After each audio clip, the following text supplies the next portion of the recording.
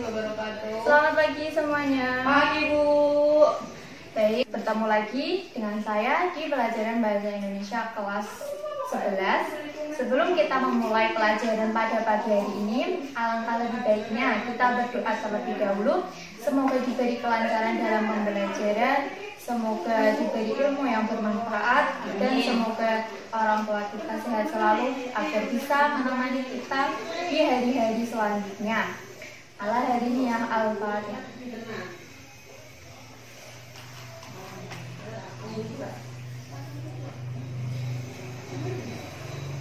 Amin. Sudah?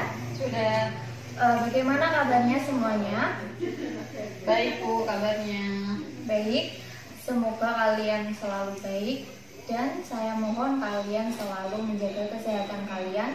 Apalagi di masa pandemi seperti ini, virus makin banyak dan juga kita bisa lihat kondisi kota kita sekarang. Apalagi kita tahu bahwa kota kita itu di zona hitam, jadi saya mohon kalian harus selalu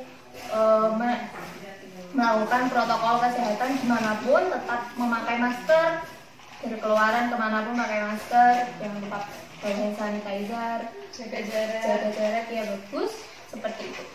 Baik, kalau begitu anak-anak, seperti yang kita tahu, bahasa Indonesia itu merupakan bahasa yang penting dalam kehidupan kita sehari-hari. Kita tahu Indonesia itu mempunyai banyak sekali bahasa daerah karena Indonesia merupakan negara kepulauan dengan berbagai bahasa yang berbeda-beda.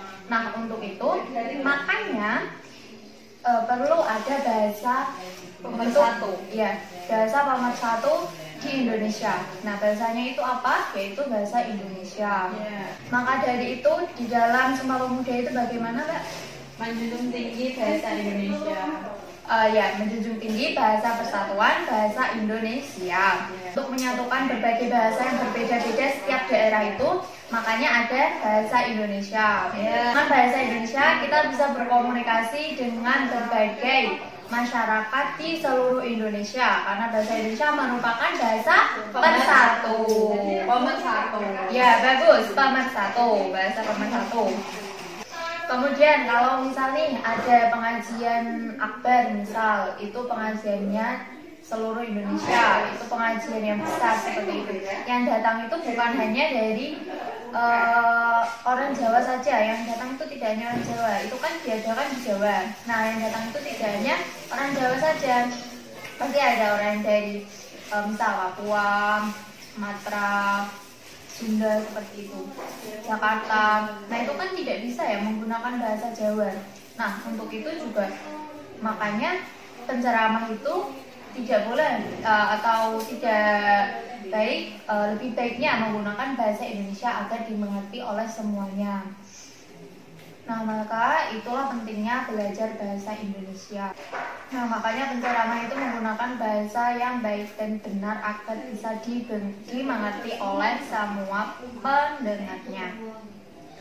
Kemudian, kemarin kita sudah belajar tentang pengertian teks ceramah. Ada yang ingat pengertian teks ceramah? Lupa Bu. Kalau lupa saya ulangi lagi.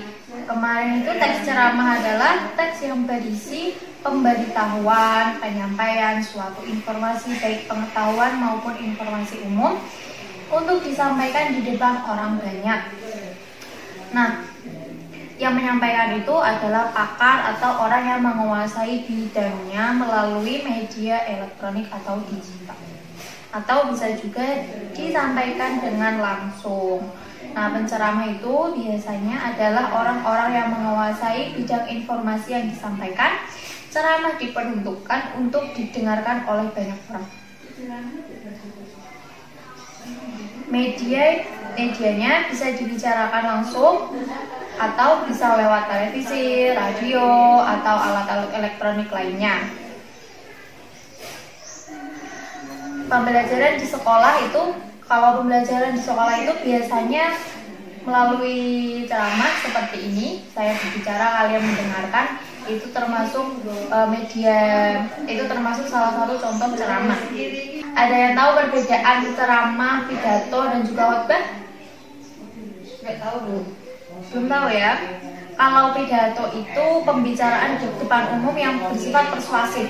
Jadi pembicaraannya itu bersifat menarik agar pendengar itu mau melakukan sesuatu yang diucapkan.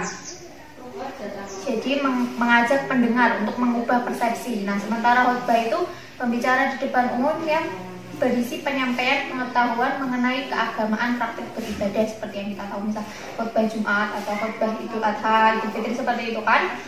Nah, itu termasuk contoh khotbah. Kemudian kalau ceramah itu lebih ke sifat umum. Ceramah menyampaikan suatu pengetahuan, informasi atau isu tertentu yang mencakup semua bidang. Jadi ceramah itu mencakup semua bidang. Kalau khotbah itu mencakup keagamaan. Nah, kalau pengetahuan. Ya, kalau untuk apa tadi yang pertama ya, pidato itu lebih mencakup persuasif, bersifat persuasif, yaitu mengajak pendengar untuk mengubah persepsinya seperti itu.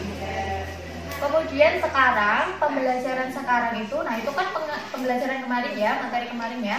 Untuk sekarang kita belajar tentang struktur teks ceramah. Seperti teks lainnya, teks ceramah juga memiliki struktur yang membangun teks tersebut. Nah, bagian teks pembangunan dari teks ceramah itu ada pembuka atau tesis, ada isi, dan juga ada penutup. Pembuka itu berisi pengenalan isu, masalah, pengetahuan, hingga pandangan penceramah. Jadi yang namanya pembuka itu berisi tentang pengenalan isu. Bisa berupa pemikiran dari penceramah, itu disampaikan di pembukaan. Penceramah bisa mengungkapkan tentang pikirannya di pembuka, namun masih bersifat umum, belum bersifat lebih rinci. Untuk lebih rincinya lagi nanti disampaikan di bagian isi atau rangkaian argumen, berupa rangkaian argumen penceramah yang berkaitan dengan topik yang dibicarakan tadi, yang sudah ada isunya tadi yang di awal. Kemudian bagian ini mengemukakan berbagai fakta dan juga data yang memperkuat argumen-argumen tersebut. Jadi dalam isi itu nanti penceramah menyampaikan argumennya lagi, namun lebih rinci, namun harus disertai dengan fakta-fakta yang memperkuat argumen tersebut. Bisa dipahami? Kemudian untuk penutup atau penegasan kembali merupakan penegasan kembali mengenai apa yang disampaikan dalam ceramah. Bertujuan apa? Bertujuan untuk memastikan ceramah tidak memberikan pemahaman yang keliru yang dimaksudkan. Jadi ditegaskan kembali supaya jelas maksud yang disampaikan tadi. Jadi tidak ada kekeliruan. Selain itu, agar ceramah itu terkenang dan juga pendengarnya terpengaruh untuk melakukan sesuatu. Bagian ini juga biasa diisi rekomendasi atau saran mengenai topik yang disampaikan. Ditegaskan kembali supaya pendengar itu juga terpengaruh atau juga terkenang, seperti itu. Yang disampaikan itu terkenang dan juga tidak ada kekeliruan tentang apa tadi yang disampaikan. Kemudian yang selanjutnya adalah kaidah kebahasaan teks ceramah. Teks ceramah juga memiliki karakteristik dan ciri khas kebahasaan tersendiri dan cenderung berbeda dengan teks lainnya. Yang pertama, ada banyak menggunakan kata ganti orang pertama. Ada yang tahu kata ganti orang pertama atau tunggal itu seperti apa contohnya? Aku, saya. Ya, betul. Itu adalah salah satu contoh dari kata ganti orang pertama atau tunggal, yaitu saya, aku, kami. Nah, kami itu untuk mengatasnamakan kelompok ya, seperti itu. Untuk kata ganti kedua jamak itu contohnya seperti apa? Mereka bisa, kalian, saudara-saudara, anak-anak, seperti itu. Itu untuk menyebutkan audiens, begitu. Kemudian yang kedua yaitu menggunakan bahasa kata teknis atau peristilahan yang sesuai dengan topik yang dibahas. Misalnya, jika topik yang dibahas adalah kebahasaan atau sastra, istilah-istilah yang muncul itu seperti prosa, puisi, etika berbahasa, sarkasme, majas, dan kesatuan berbahasa. Kemudian, kaidah kebahasaan ceramah yang kedua yaitu biasanya menggunakan kata teknis atau peristilahan yang sesuai dengan topik. Misalnya yang mau dibahas itu tentang sastra. Nah, kata-kata yang muncul itu seperti apa? Seperti misal prosa, puisi, atau yang lain sebagainya yang berkaitan dengan sastra. Itu termasuk kata teknis, yaitu kata yang berkaitan dengan topik yang dibahas. Kemudian kaidah kebahasaan yang ketiga, yaitu menggunakan kata-kata yang menunjukkan hubungan sebab akibat. Ini penting, yaitu sebab akibat, karena kan tadi menyampaikan argumen-argumen. Nah, argumen itu kan biasanya juga tentang sebab dan akibat seperti itu. Kemudian kaidah kebahasaan yang keempat, biasanya menggunakan kata kerja mental. Kata kerja mental itu seperti memprihatinkan, memperkirakan, mengagumkan, diharapkan, berasumsi, itu termasuk kata kerja mental.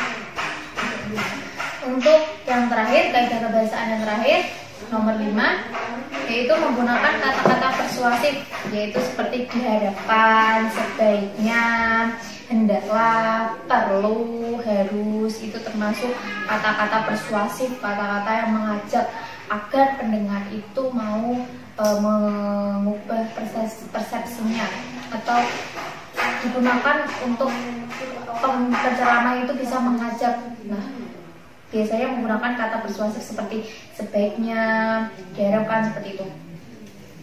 Kemudian ciri teks penceramah itu ada di buku, bisa kalian baca. Ada sesuatu yang dijelaskan atau diinformasikan, kemudian disampaikan kepada seseorang dengan keahliannya, kemudian terdapat ajakan atau persuasi, berisi argumen, memiliki fakta dan data, dan kemudian yang terakhir terdapat komunikasi juga atau banyak arah, seperti itu. Kemudian selanjutnya menyusun kerangka ceramah. Jadi ketiga struktur tadi, strukturnya itu apa saja tadi Mbak? Pembuka, isi, penutup. Ya, itu tadi strukturnya. Ya, itu cara menyusun kerangka ceramah dengan ketiga struktur tadi. Kemudian maksud ceramah itu harus jelas. Pastikan setiap bagian kerangka memiliki satu gagasan pokok. Jadi jangan banyak gagasan pokok itu disampaikan, harus satu gagasan pokok. Pastikan setiap kerangka hanya memiliki gagasan pokok. Bagian setiap kerangka harus tersusun secara logis. Menyusun ceramah berdasarkan kerangka. Kerangkanya tadi seperti tadi ya, sudah saya jelaskan semuanya, sudah saya sebutkan. Yang penting itu strukturnya tadi ada 3, pembuka, isi, dan juga penutup. Nah, sekarang saya minta kalian untuk membuat teks ceramah. Coba dengan kerangka tadi. Ada strukturnya, yaitu pembuka, isi ceramah, kaidah-kaidah kebahasaannya seperti tadi menggunakan kata ganti tunggal, kata ganti jamak, tunggal jamak, kemudian menggunakan kata persuasi seperti itu. Coba kalian tulis sebisanya saja dengan kerangka tadi yang sudah dijelaskan dengan pokok-pokok kerangka. Jadi yang pertama itu kalau mau menyusun kerangka ceramah itu mengkaji kritis terlebih dahulu, kemudian meninjau kelayakan topik yang akan dibahas. Jadi jangan sampai menyinggung salah satu suku, agama atau ras seperti itu. Harus bisa didengarkan oleh banyak khalayak umum. Topiknya harus seperti itu.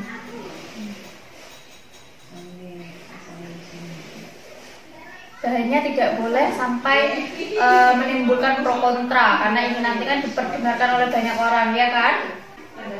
Setelah melakukan tema tadi yang tidak akan mengundang pro kontra dan juga bisa diperdengarkan oleh banyak khalayak umum, kemudian baru menyusun sistematikanya, pembuka, isi, dan juga penutup. Kemudian kaidah-kaidah kebahasaannya juga harus diterapkan. Kemudian nanti jika menyampaikan harus menguasai materi seperti itu. Ya, apa sudah ada yang jadi?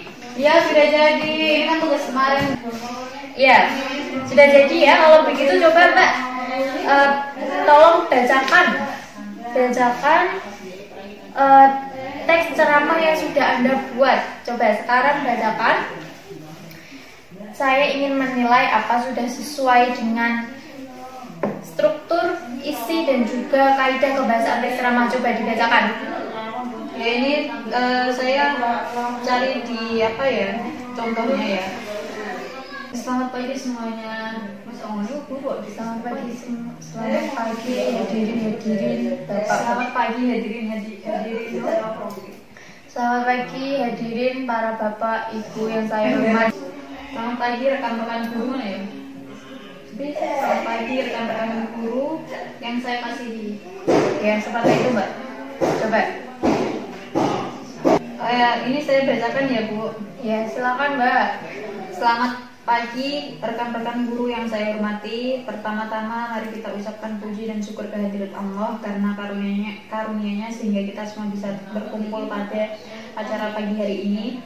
Seperti yang sudah kita ketahui, lingkungan di sekitar kita menjadi cerminan budaya sekolah kita. Sangat tidak enak apabila lingkungan di sekitar kita ini tidak enak dipandang dan tidak nyaman lagi. Apalagi sekolah ini sudah jadi rumah kedua kita yang setiap hari kita datangi untuk menuntut ilmu. Lingkungan sekolah yang nyaman dan sejuk akan meningkatkan konsentrasi dalam proses belajar mengajar. Selain itu pun kita jadi berkontribusi terhadap penciptaan budaya yang ramah lingkungan. Oleh karena itu, saya sebagai bagian dari sekolah ini sangat menginginkan agar murid-murid dan rekan-rekan guru sekalian bisa tetap menjaga keaslian dan kebersihan lingkungan sekolah kita. Setiap kelas harus berkontribusi menyumbangkan 2 pohon, lalu merawatnya dan juga 1 tong sampah di setiap depan kelas. Kemudian setiap hari harus dibuatkan jadwal piket untuk membersihkan kelas dan taman di depan kelas. Selain itu, jangan lupa untuk membuang sampah pada tempatnya karena di sini tong sampah sudah tersedia banyak. Jangan lupa juga untuk membuang sampah pada tempatnya karena dengan begini tong sampah sudah tersedia banyak dan tidak ada alasan untuk malas membuang tempat sampah ke tempatnya. Semoga dengan cara ini kita bisa bergotong royong untuk sama-sama memelihara yang bersih dan sejuk. Harapan saya adalah dengan tindakan-tindakan yang kecil yang dilakukan secara bersama-sama ini pada akhirnya bisa membawa perubahan besar bagi lingkungan sekolah, bahkan lingkungan daerah sekitar kita. Akhir kata, terima kasih atas kesempatan waktu yang diberikan. Mohon maaf bila ada salah kata. Dan mari kita bersama-sama memelihara lingkungan sekolah yang sehat, bersih, dan nyaman. Terima kasih Bu untuk waktunya. Ya, terima kasih Mbak sudah mau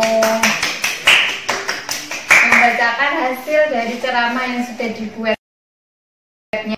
Nah, itu tadi sudah berisi tentang pembukanya sudah ada, isinya juga sudah ada, maksudnya mbaknya apa paham tadi yang disampaikan itu berisi tentang apa? Itu tentang ajakan untuk menjaga kebersihan lingkungan sekolah agar nyaman untuk dibuat kegiatan belajar mengajar Bu. Ya, itu isinya. Kemudian penutupnya tadi juga berisi penegasan ulang yang disampaikan tadi diisi, betul? Ya, penugasan ulangnya itu seperti ini. Tindakan-tindakan yang kecil yang dilakukan secara bersama-sama pada akhirnya akan membuahkan perubahan besar bagi lingkungan sekolah. Contohnya kan tadi Bu, membuang sampah ke tempatnya jika dilakukan secara terus-menerus di tempatnya, maka akan membuat perubahan yang sangat besar bagi lingkungan sekolah agar tetap bersih, nyaman untuk kegiatan belajar mengajar. Ya bagus sekali ya Mbak, isi kemudian penutupnya juga sudah tepat sekali, pembukanya juga tadi sudah tepat, kemudian kaidah kebahasaannya juga tadi sudah tepat juga, ada berisi kalimat persuasif, kalimat teknis, kalimat apa lagi tadi ya, kata ganti tunggal ya, atau kata ganti jamak tadi ya yang digunakan ya. Kemudian juga ada kalimat persuasif tadi ya untuk supaya menjaga lingkungan sekolah. Ya bagus sekali, sudah tepat tugasnya. Tadi dibacakan juga saya sudah mendengarkan. Kemudian sekarang kita lanjut. Ya, saya akan bacakan kesimpulan materi pada pagi hari ini. Kesimpulannya tentang struktur kaidah kebahasaan ceramah. Strukturnya seperti tadi, ada pembuka, isi, penutup. Pembuka itu berisi tentang isu, kemudian berisi juga tentang pandangan pembicara tentang topik yang akan dia bahas. Kemudian isi tadi berupa materi penjelas dan juga disertakan dengan fakta-fakta yang mendukung argumen penceramah. Penutupnya berisi penegasan ulang. Dan juga untuk kaidah kebahasaannya menggunakan tadi kata ganti tunggal, kata ganti jamak, kemudian menggunakan kata sapaan.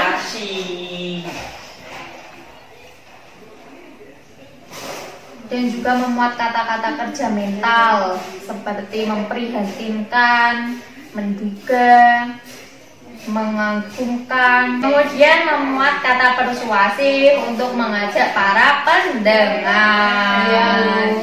Itu kesimpulannya untuk materi pada pagi hari ini. Untuk materi besok yaitu adalah kalimat narasi. Saya ingin kalian coba belajar terlebih dahulu apa itu kalimat narasi. Dibaca-baca terlebih dahulu besok supaya lebih mudah untuk masuk ke pikiran, supaya besok lebih paham lagi, besok lebih dimatangkan lagi ya, betul. Baik, kalau begitu anak-anak, kita berdoa semoga pembelajaran pagi hari ini bermanfaat ke depannya. Baik-baik, jaga kesehatan selalu. Sekian. Selalu 3M nggak Bu?